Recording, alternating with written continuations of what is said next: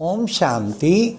आज सुनते हैं 7 मार्च 86 के अव्यक्त बाप दादा के मधुर महावाक्य। आज की अव्यक्त वाणी का टाइटल है शिवरात्रि पर अव्यक्त बाप दादा के मधुर महावाक्य। आज की मुरली में बाबा ने भक्तों के ऊपर भगवान क्यों खुश होते हैं, साथ साथ बाबा ने ज्ञान की सब्जेक्ट की निशानी किस रूप में दिखाई है, इसके साथ साथ बच्चों को बाप दादा कौन सी अविनाशी मुबारक देते हैं, लास्ट धारणा की और सेवा की सब्जेक्ट की क्या निशानियां हैं।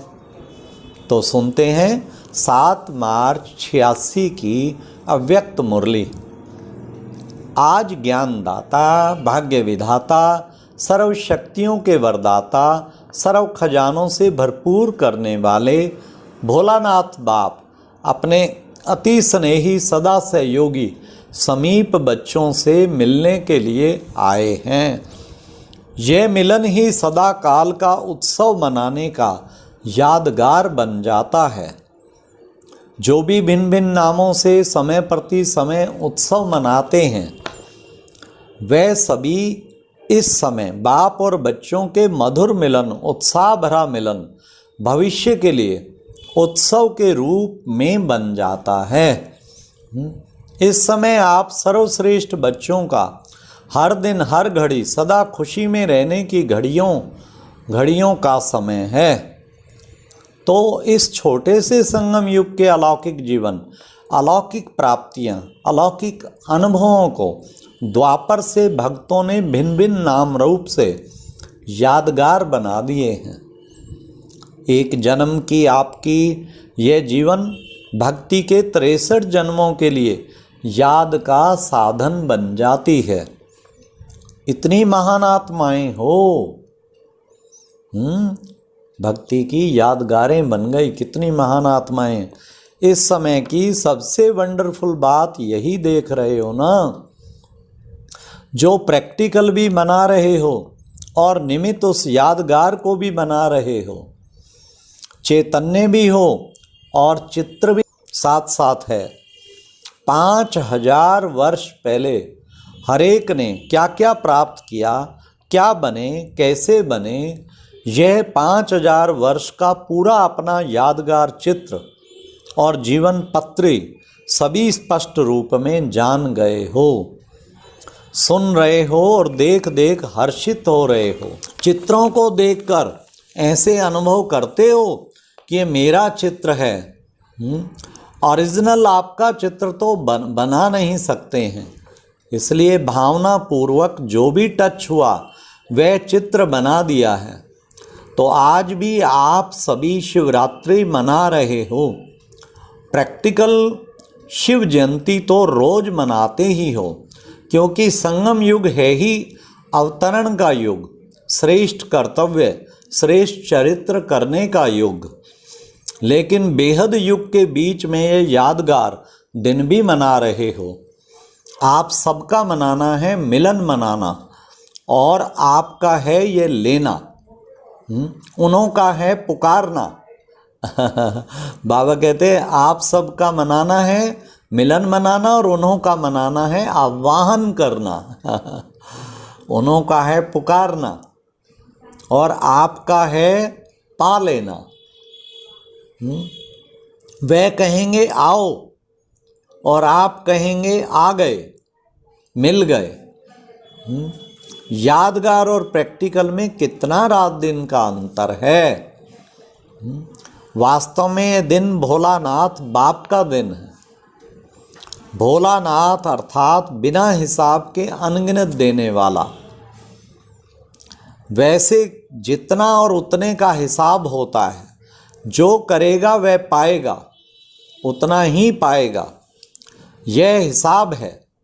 लेकिन भोलानाथ क्यों कहते?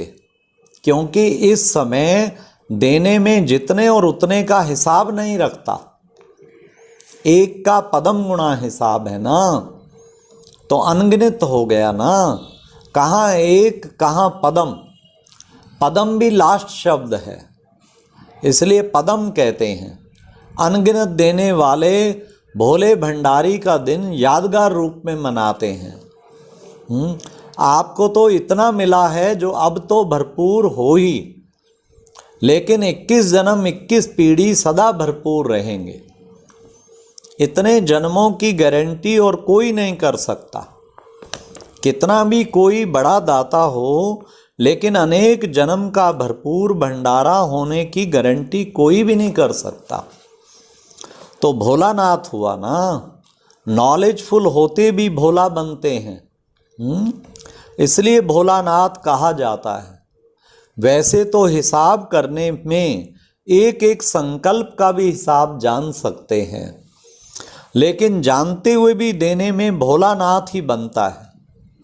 तो आप सभी भोलानाथ बाप के भोलानाथ बच्चे हो ना। एक तरफ भोलानाथ कहते और दूसरे तरफ भरपूर भंडारी कहते हैं। यादगार भी देखो कितना अच्छा मनाते हैं। मनाने वालों को पता नहीं, लेकिन आप जानते हो, जो मुख्य संगम युग की पढ़ाई है, जिसकी विशेष 4 सब्जेक्ट हैं, ये 4 ही सब्जेक्ट यादगार दिवस पर मनाते आते हैं। कैसे? पहले भी सुनाया था कि विशेष इस उत्सव के दिन बिंदु का और बूंद का महत्व होता है। तो बिंदु इस समय के याद अर्थात योग के सब्जेक्ट की निशानी है। बिंदु रूप में स्थित हो जाएं। फिर तो बिंदु इस समय के याद और योग के सब्जेक्ट की निशानी। याद में बिंदु स्थिति में स्थित होते हो ना, तो बिंदु याद की निशानी और बूंद ज्ञान की भिन्न भिन्न बूंदें। धारणा में भी आप दृढ़ संकल्प करते हो तो व्रत रखते हो कि ऐसा शयनशील व अंतर्मुख अवश्य बन के ही दिखाएंगे। तो यह व्रत धारण करते हो ना, यह व्रत धारणा की निशानी है। और सेवा की निशानी है जागरण। सेवा करते ही हो किसको? जगाने के लिए। अज्ञान नींद से जगाना, जागरण करना, जागृति दिलाना, यही आपकी सेवा है। तो यह जागरण सेवा की निशानी। तो 4 ही सब्जेक्ट आ गई ना, लेकिन सिर्फ रूपरेखा उन्होंने स्थूल रूप में बदल दी है। गुह्य रहस्य धारण करने की दिव्य बुद्धि तो है ही नहीं। भक्त बुद्धि महीन बुद्धि नहीं होती। भक्त बुद्धि को बाप दादा मोटी बुद्धि कहते हैं।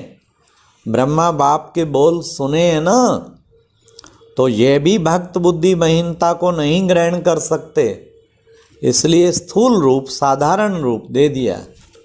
फिर भी भक्तों के ऊपर भी भगवान खुश होते हैं। क्यों? क्योंकि फिर भी ठगत बनने से तो बच गए। हाँ, कम से कम भक्ति में लगे तो हुए। ठगत से भगत बनना अच्छा ही है। जो बच्चे भगत होते हैं वे ठगत नहीं होते। सच्चे भगत कभी ठगत नहीं होते। वे भावना वाले होते हैं। युग पर बार बार समर्पण समारोह मनाते हो, अलग अलग भी मनाते हो। ऐसे ही आपके इस फंक्शन का भी यादगार, यह स्वयं को समर्पण नहीं करते, लेकिन बकरे को करते हैं। हाँ, बकरा ईद होती है ना, बलि चढ़ा देते हैं। वैसे तो बाप दादा भी हंसी में कहते हैं, यह मैंपन का समर्पण हो तब समर्पण, अर्थात संपूर्ण बनो, बाप समान बनो। जैसे ब्रह्मा बाप ने पहला कदम क्या उठाया, मैं और मेरापन का समर्पण समारोह मनाया। किसी भी बात में मैं की बजाय सदा नेचुरल भाषा में, साधारण भाषा में भी बाप शब्द ही सुना, मैं शब्द नहीं सुना। मैं कर रहा हूँ नहीं, बाबा करा रहा है, बाबा चला रहा है। मैं कहता हूँ नहीं, बाबा कहता है। हद के कोई भी व्यक्ति या वैभव से लगाव, यह मेरापन। तो मेरेपन को और मैंपन को समर्पण करना, इसको ही कहते हैं बलि चढ़ना। बलि चढ़ना अर्थात महाबली बनना। तो यह समर्पण होने की निशानी है। जैसे कहते हो ना, हमारा राज्य आने वाला है। तख्त पर तो एक लक्ष्मी नारायण बैठेंगे एक समय पर, तो एक ही तख्त नशीन होंगे ना, तो फिर भी आप लोग क्या कहेंगे, आधा कल्प हमारा राज्य है। ऐसे नहीं कहेंगे कि लक्ष्मी नारायण का राज्य है, हमारा कहेंगे ना। ऐसे ही जो बाप के भक्त हुए आपके भी भक्त, साक्षी होकर देखो तो बहुत मजा आएगा। हम क्या कर रहे हैं और हमारे भक्त क्या कर रहे हैं प्रैक्टिकल क्या है और यादगार क्या है।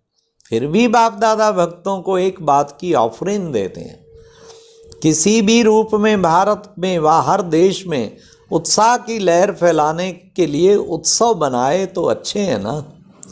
चाहे 2 दिन के लिए हो या 1 दिन के लिए हो, लेकिन उत्साह की लहर तो फैल ही जाती है ना। विशेष दिन पर क्या विशेष करेंगे, झंडा लहरेगा वह तो देखेंगे, पिकनिक करेंगे, गीत गाएंगे, बस यही करेंगे ना। मनाना तो अच्छा है, आए ही हो मौज करने के लिए, और क्या करने के लिए आए हो। आजकल तो व्रत भी लेते हैं और फिर छोड़ भी देते हैं।